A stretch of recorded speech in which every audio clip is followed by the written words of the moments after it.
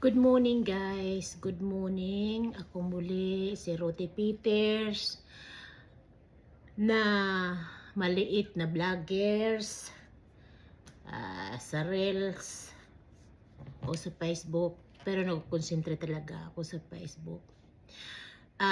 Sa mga followers ko, organic followers man kita, o lalong-lalo na yung mga ibang mga vloggers dyan. Kung nanonood kayo ng mga videos ko na sinasabi ko palagi, naiintindihan ninyo. So,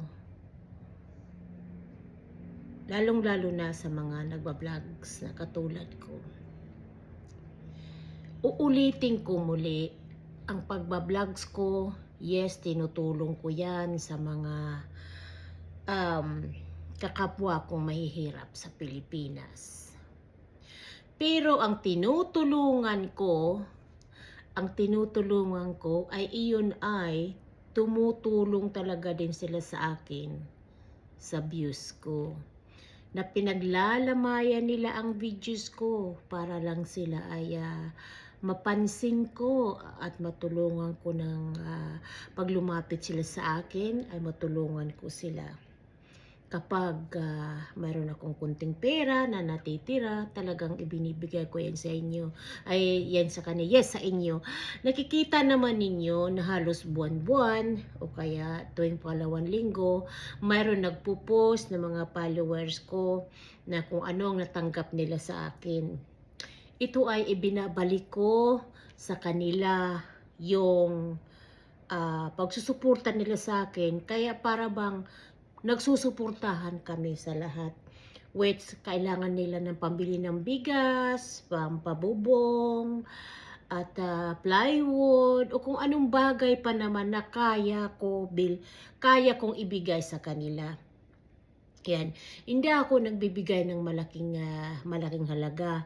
Dati tumutulong ako magpatayo ng bahay.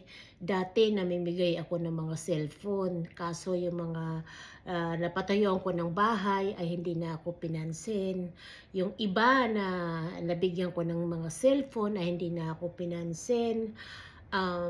Yung napatayuan ko ng mga kubita, hindi na ako pinansin. Pero okay lang yan. Okay lang yan.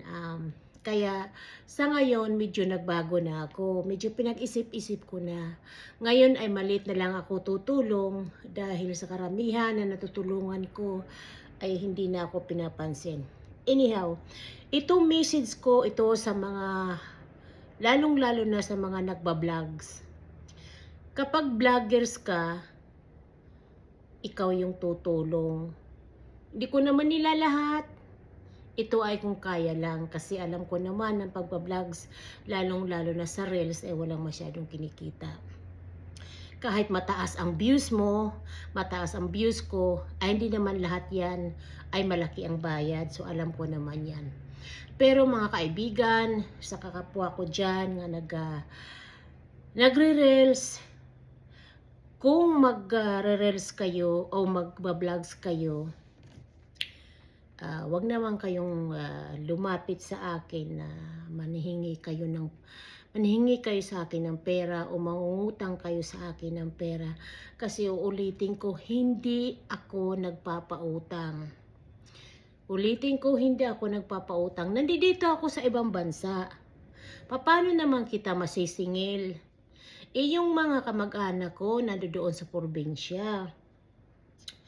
At saka, pangit yun na mag-transfer ako ng pera sa'yo na hindi kita kilala. Number 1, hindi kita kilala masyado. Number 2, nandiyan ka sa Pilipinas. Paano kung yung pag pinadalang kita ng pera, tapos naglaho ka na, ano ang assurance ko na mabayaran mo ako? At saka, wala naman talaga akong ipapautang. Hindi ako mayaman. Ako ay nagtatrabaho lang dito. Ako ay isang cleaner lang na nagsusunikap para matulungan ko yung mga kamag-anak ko. Sa mga kamag-anak ko naman ay wala ng problema dahil ginapang ko na sila sa hirap at ginhawa. So, pero ngayon pa rin nasusuporta pa rin ako. So, iyon ang inano ko na pinupoint ko dyan mga kaibigan. hindi ako nagpapautang. Kaya kung nanonood ka ng videos ko na palagi kong sinasabi na hindi ako nagpapautang, edi sana nalalaman mo na hindi talaga ako nagpapautang. Kasi wala naman talaga ako ipapautang. Yung nakikita mo na nabibigyan ko ng mga konting tulong, ay iyan ay todo suporta sila sa akin. Kaya sinusuklian ko lang yung kagandahan ng puso nila sa tutulong sa akin sa mga views ko. Nakikita naman siguro ninyo. Dahil siyempre, parang ano lang yan parang trabaho lang yan. Parang trabaho lang yan na yung ay magsusunikap ako sa pagtrabaho para ako may sahurin. Parang ganyan lang. Okay, mga kaibigan ko dyan, again, hindi ko nilalahat ha. Hindi ko nilalahat. Alam naman ninyo ngayon na bawal mangutang o manhingi ng pera sa mga followers. Sa mga followers ninyo. Ang dami sa akin ang nangyayari niyan. Nga nagbablog sila, mayroon sa YouTube, mayroon sa Facebook, sa Reels. Ang dami na nanghihingi sa akin ng pera. Hindi ko lang masabi, mabanggit ang mga pangalan. Kasi kailangan natin respetuhin ang tao. Ganon. Pero uulitin ko lang, hindi ako nagpapautang.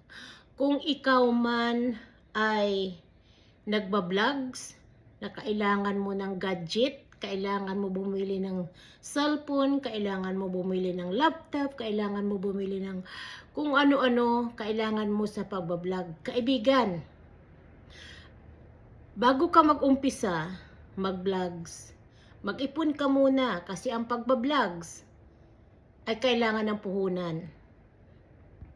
Puhunan ng mga gadget mo, kung paano ka magkaroon ng cellphone, paano ka magkaroon ng stand sa phone mo, laptop, computer, ang mga ganyan na bagay, mga iPad, kailangan mo yan. Kasi siyempre, kailangan mo na i-connect o connect ko yan bawat isa para kung mayroon ka man mga nagtatrabaho sa iyo na tumutulong sa iyo, ay may humahawak sa account mo. Katulad ko, may laptop ako, may iPad ako, may cellphone ako, may computer. Tapos may mga hawakan ako, yung mga stand ba, katulad niyan. So, iyan na 4 na yan na bagay o 5, kailangan mo yan. Ako, ganyan ang ginagawa ko. Bago ako nag-start, niready ko yan dahil ako nagtatrabaho, kasi hindi lang ako humahawak ng account ko. So, again, mga kakarels ko dyan, mga kakapwa kong nagba-vlogs, hindi ako nagpapautang. Okay guys, impatawad. Ito ay hindi ko nilalahat. Patawad talaga. And I love you all.